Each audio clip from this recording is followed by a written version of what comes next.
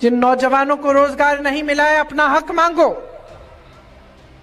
जिन महिलाओं को कुछ नहीं मिलता,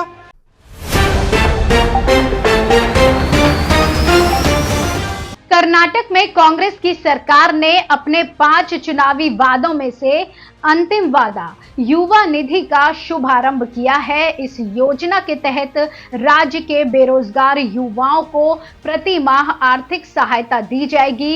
इस अवसर पर सिद्धरमैया ने केंद्र की भाजपा सरकार और प्रधानमंत्री नरेंद्र मोदी पर तीखा हमला किया है। सिद्धरमैया ने आगे कहा कि प्रधानमंत्री मोदी ने अपना वादा नहीं निभाया है कि वो हर साल 2 करोड़ रोजगार पैदा करेंगे। उन्होंने कहा कि अब तक 20 करोड़ रोजगार होने चाहिए थे, लेकिन प्रधानमंत्री ने अपने शब्दों का पालन नहीं किया है। उन्होंने कहा कि भारत के इतिहास में मोदी जितना झूठा प्रधानमंत्री कभी नहीं रहा है। सिद्धरमैया ने पूछा, क्या मोदी एक वित्तीय विशेषज्ञ हैं? उन्होंने कहा कि मोदी ने एक भाषण में कहा था कि अगर राज्य में गारंटी योजनाएं लागू की जाएंगी तो राज्य दिवालिया हो जाएगा, लेकिन हमारा राज्य 5 योजनाओं के लागू होने के बाद भी वित्तीय रूप से स्थिर है। आपको बता दें कि इस कार्यक्रम में उप मुख्यमंत्री डीके शिव कुमार, कौशल विकास,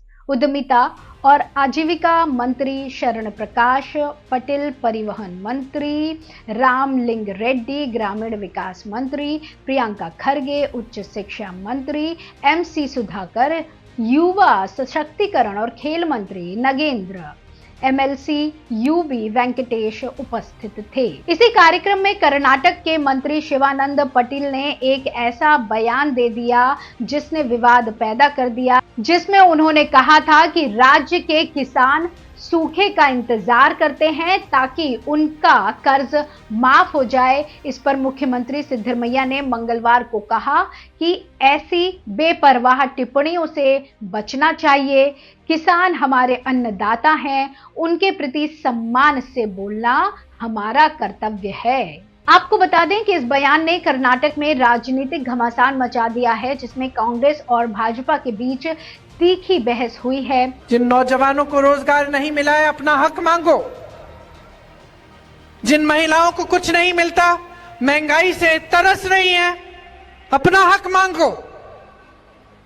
जिनको लड़ाया जा रहा है एक दूसरे से, जाग जाओ। इस लड़ाई झगड़े से सिर्फ उन्हीं का फायदा हो रहा है, तुम्हारा नहीं हो रहा है।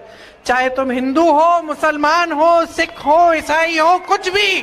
कांग्रेस ने शिवानंद पटेल के बयान को अस्वीकार करते हुए कहा है कि ये एक अनुभवहीन और असंवेदनशील मंत्री का बयान है, जिसने किसानों के दर्द को नहीं समझा है। कांग्रेस ने कहा कि उनकी सरकार ने किसानों को लोन माफी के साथ साथ अन्य सुविधाएं भी दी हैं, जैसे कृषि बीमा, नीचे ब्याज दर, उर्वरक और बीज की आपूर्ति, सिंचाई और बिजली की व्यवस्था आदि।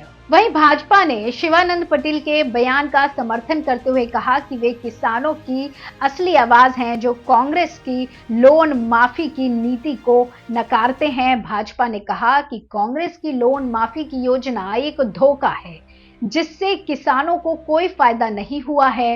भाजपा ने कहा कि उनकी पार्टी किसानों के हित में काम करती है और उन्हें आधुनिक तकनीक, उचित बाजार मूल्य और वैकल्पिक आय के स्रोत प्रदान करती है। इस तरह कर्नाटक में राजनीतिक तनाव बढ़ता जा रहा है, जिसमें कांग्रेस और भाजपा के बीच किसानों के मुद्दे पर एक जोरदार टक्कर का माहौल बना हुआ है। अब देखना यह होगा कि इन बयानों और बहसों का किसानों के जीवन पर क्या प्रभाव पड़ता है, या ये सिर्फ एक राजनीतिक तमाशा ही रह जाता है। इस तरह की और खबरों के लिए जुड़े रहिए एयर न्यूज के साथ। धन्यवाद।